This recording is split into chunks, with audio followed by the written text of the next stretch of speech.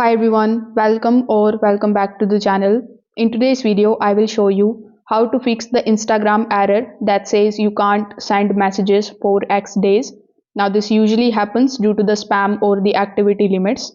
First of all, you need to stop sending the messages immediately and wait for some time. Instagram places the temporary limits if it detects unusual activity like sending too many messages in a short time.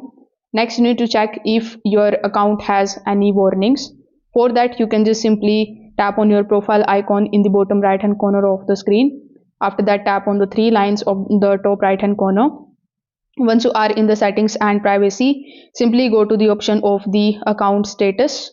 Over here, you just have to basically check if there is any restrictions or the violations are listed. Now, when you are here, you can also verify your identity if Instagram asks you to. This may include confirming your email address, your phone number, or completing a security check. After that, you can change your Instagram password to secure your account and log in again.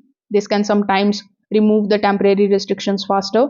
Also, avoid using third party applications or automation tools because they often trigger message blocks. If this video helped you out, make sure that you like this video and subscribe to the channel. Thanks for watching.